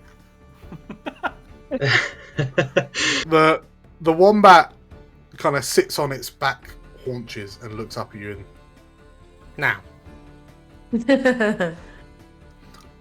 I may only have been walking this earth approximately 3 years, but I can tell you, you're definitely not a halfling. Perhaps you're, 3 halflings, stood on one of each other's shoulders. Well, you're not a wombat. How dare you, sir? like squeaks this wombat. And at this point, like, Magnus is still just like watching this circus going on in his secret base of operations. And he goes to like say something to break up this comedy, and then there's another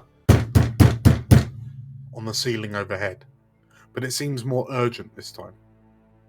This secret base doesn't seem very secret at all. I must admit, Magnus, maybe you should switch it out. As you say that, like, you see Magnus, Aaron, Helemus, and Axicast kind of looking at each other, and then you hear another series of like bangs on the floor overhead, but they're slower, but there's no rhythm to them. But some of them come quick, some of them come slow. And Magnus panics and looks to you, and they're here. Who's here? You hear the sound of the squeaky door opening upstairs. And just off in the distance you hear, right, Governor, what can I do for you today? And you hear footsteps walking overhead. You can hear the floorboards creaking. And break. Let's grab a 10-minute break. Hey. Sweet. Nice. Oh man. I like that. See you in 10. See you in 10. 10.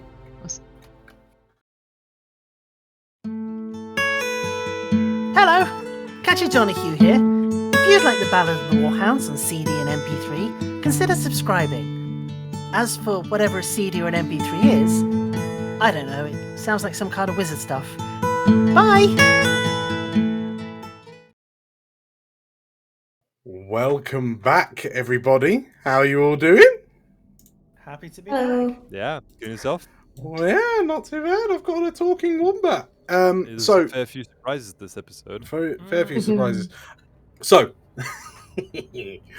we find ourselves in the basement of the Six Candles Inn.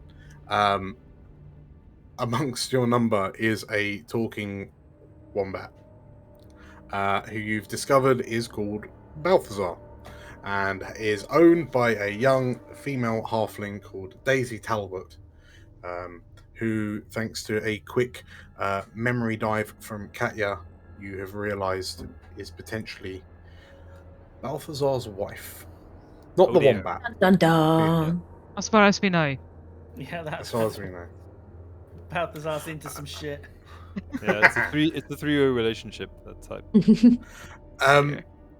So as you stand kind of looking at one another, and you can hear the creaks of the floorboards overhead. Is it Christopher Waltz above? You hear, Great reference. "Good morning. We were just doing the rounds and thought we'd stop by at your quaint little establishment here. Business good?" "Oh, yeah, it's been fine. What can I help you with?"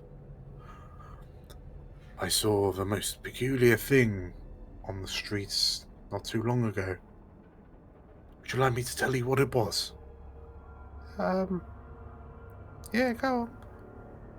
"It was a waddling creature, covered in brown fur, short stumpy face, looked like it could tear a house cat in half.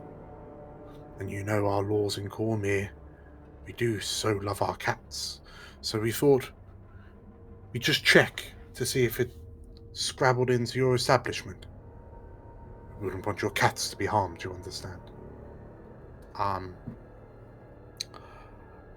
Yeah, no, I don't think we've got any cat killing things in here, actually. No, I hope you don't mind if we just have a look anyway. And you hear a number of footsteps echo overhead with creaking. And you hear the door close, and you just about hear as a lock slides shut. And as you hear, as you all peer up, and through the cracks in the floorboards over your head, you can see the shadows of people slowly gliding through the building. And you hear, "You check downstairs." And as you hear the creaking heading towards the trapdoor on the staircase, as these kind of new arrivals to the Six Candles slowly pace overhead, In this moment, as you overhear one of them get the instructions to check downstairs, Balthazar, you're closest to stairs. What do you do? Oh, we initiative. What am I doing? Pass. Okay. Oh. Slate. What does Slate do? I would like to hide us behind a wall of stone. Ooh. Ooh. Oh, wow. A non-magical wall was exists. Thing. Okay. So you gonna like squeeze up against a wall and create another wall in front of you? Doesn't have to be vertical. Oh, yeah, it can be horizontal. You're gonna bury yourselves? I'm gonna cover the door with a wall of stone so it just looks like it opens onto a covered floor. Okay. Ooh, I like Fair that. enough. Yeah. Yeah, very cool. Okay. Boom. So It says 10 by 10. 10 by 10s. Okay. So the top of the stairs, you're basically gonna board over, in inverted commas, with a wall of stone. Okay. Basically, it would be this whole area. There'd be a wall of stone. Yeah. A ceiling of stone, if you will. Sure. No, that's fine. The wall doesn't need to be vertical or rest on a firm foundation. It must however merge with and be solid, supported by existing stone. Perfect. Okay. In which case, as everyone everyone's kind of panicking, Chiron, you step forward and you lift up your staff, and as you begin kind of conjuring the energies around your hands. And as you reach out, kind of looking at the walls of this cellar, you bring your hands together, and the walls almost just kind of slide off and create almost like a new ceiling, covering the space where the top of the stairs are. As you do that, as you finish, you hear the sound of like the stairwell trapdoor kind of opening, and then there's a sound of surprise, and then you hear a knocking on the wall of stone that you've just created to cover over the gap. And Chiron tries the best not to go, "Come in," and just holds. You hear you hear a sound of confusion, and you hear a voice from upstairs going, yeah, it's one of those trick doors. And then there's a pause, there's a silence, and then you hear the footsteps kind of leading away over in kind of to the south. And you just Magnus is frozen with a finger up at you, just to try and make sure that you'll stay quiet. And as the footsteps pass over his head into the room below you, he looks to you and says, "You can't be here."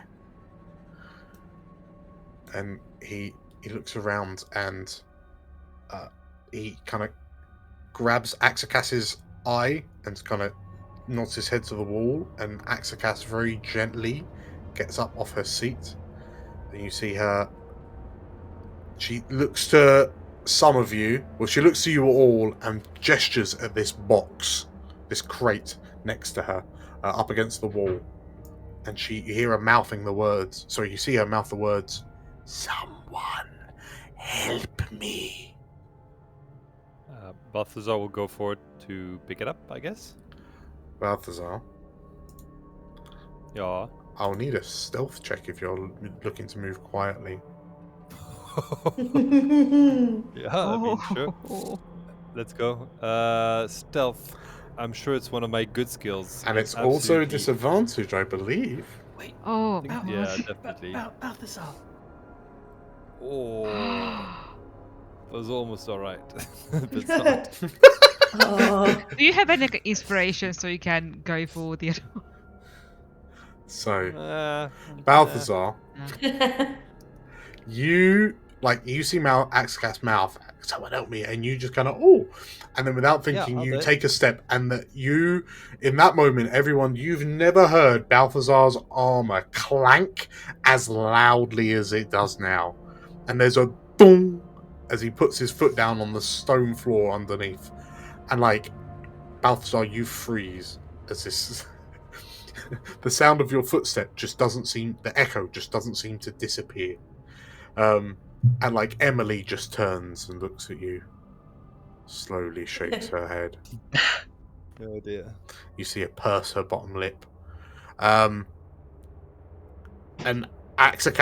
everyone is wide-eyed looking at you, Balthazar. Anyone else? Yeah, Zumbo will Yes. gesture at Balthazar to stop moving, and he's happy to go and try and help. Yeah. Catch sort of give me a moment. And as she raises her hand, she casts telekinesis and just gently lifts the box off the floor with just Ooh. one hand, sort of shaking as she's sort of lifting it, but the box just effortlessly lifts into the air. Nice. Well, that's one way to do it, can't you? You can live Balthazar with that. Okay. So I mean, she'll move the box down and she'll happily lift Balthazar. So you lift the box, and then Axacas quietly creeps over, and you see her running her fingers along the brickwork, and then she and then you see her fingers press into the wall, and there's a soft click, and a doorway swings open.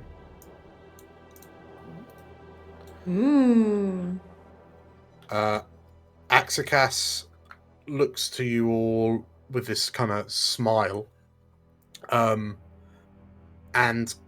Magnus looks to creeps quietly towards you, and then says, "The ship." He reaches to the table and gently pulls a map of Cormyr from the table, and then marks a spot just off the coast. The ship should be around here. I don't know how you're going to get to it, but I think a lot of the answers that we're looking for are aboard that vessel. If these tunnels will bring you out further into the district, but you need to keep a low profile. Even though Ezra's back, there's something happening in the palace.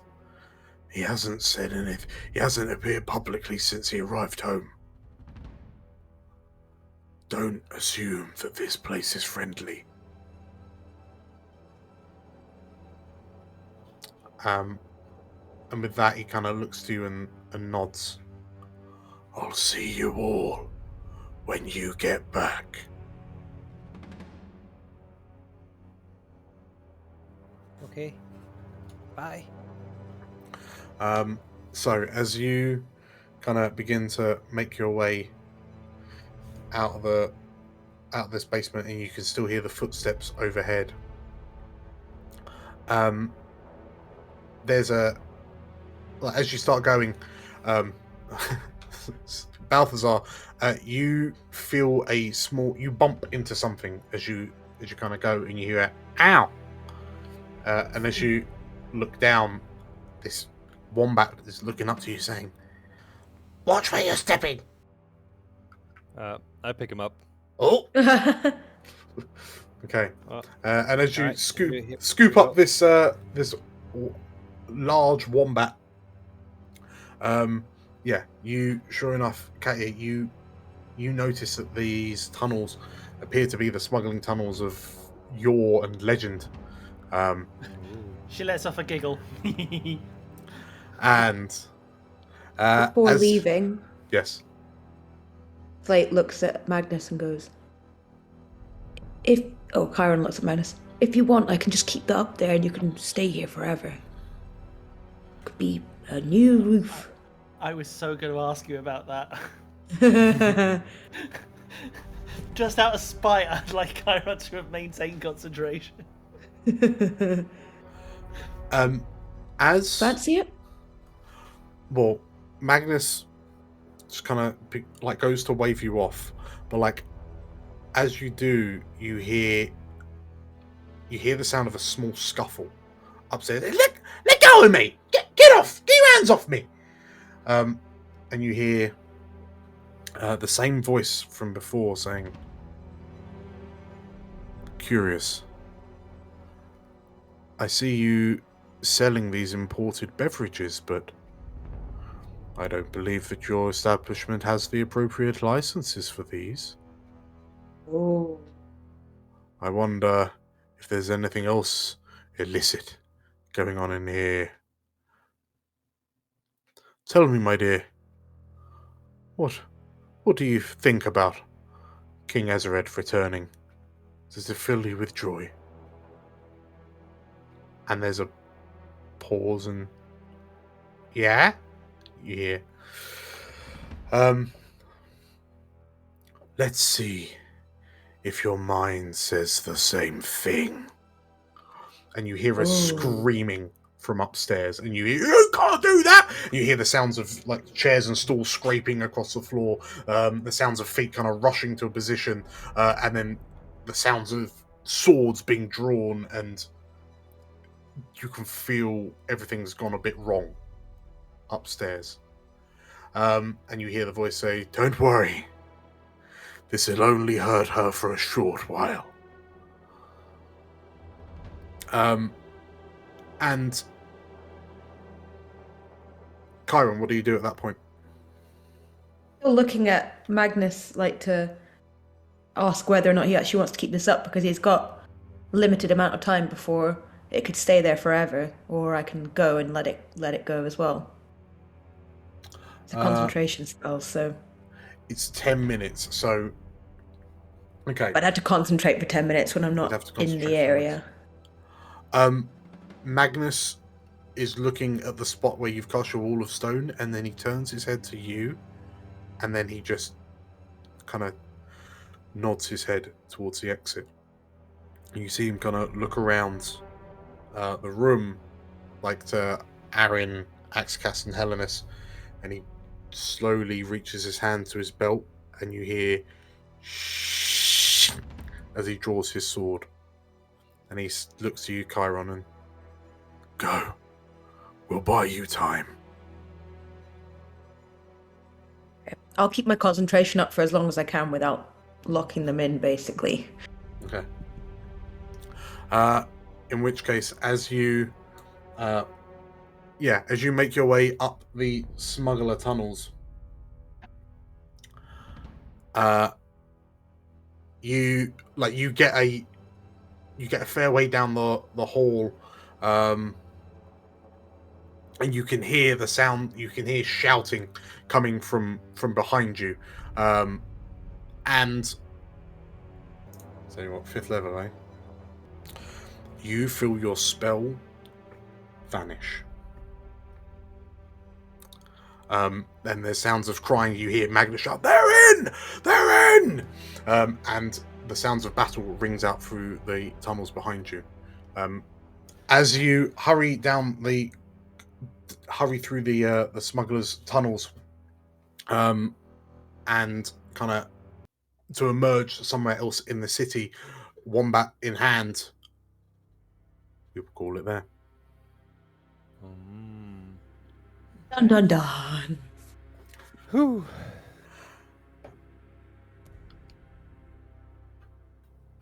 Elsewhere, in the astral sea. Oh. sat upon a throne of obsidian scored with lines of purple. An armoured figure reclines, wrapping her sharpened gauntlets fingertips on the arm of her throne. She looks at her reflection that's looking back at her from her horned helmet as the hunter ponders the nautilid that they destroyed not a week ago. She sneers as she begins listening to her gut feeling, and then she looks to the other Githyanki on her vessel. How long until the cannon is repaired? She hisses, and the Githyanki kind of look at her with an awkward look on their faces. It could be any amount of time, my lady. We did not design this ourselves. Work faster! She barks, and then she looks out of the cockpit of her vessel. We're going back to finish the job, she says. Congratulations, everyone. I on thought we were going to get completing. elsewhere. I thought, yeah, second elsewhere. Congratulations, everyone, on completing episode 30. Woo! Thanks, guys. Hey, man. It's a very good episode. Yeah, a lot Cool. of fun moments in that one. Yeah. So, yes. Thank you all for watching this episode of Cormyr Echoes of War. If you liked what you saw, then please leave a like down below and some comments on your favouriteest bits, and we will make sure to reply to everything that comes our way. If you want more content like this, then you can find loads of videos in the playlists around the channel, and it would mean the world to us if you could click on the subscribe button and click on the bell for notifications. With that little shout out, thank you all for watching. Thank you all for playing, and I guess I'll see you next time. Yeah. Take care, all. Bye-bye. Bye. As our heroes leave the Six Candles via the secret smuggling tunnels that run beneath the city, it is clear that all is not well in Suzail. Can the Warhounds get to the bottom of these mysterious kidnappings before the capital pulls itself apart? Join us next time to find out. Thank you for watching until the end of the video. It means a lot to us to have the support we receive. If you haven't seen it or heard it already, Anton, Carl and I host a podcast called Tavern Between Dimensions, which is hosted here on the Explorers of Elsewhere channel, as well as on most podcast streaming platforms. Links are in the description down below. If you like this episode, make sure to give us a like and leave a comment down below. You can find another video if you click here, and you can massively help us by clicking the subscribe button here, as well as the bell icon for notifications. Once again, thank you all for watching, and as always, may the realms endure.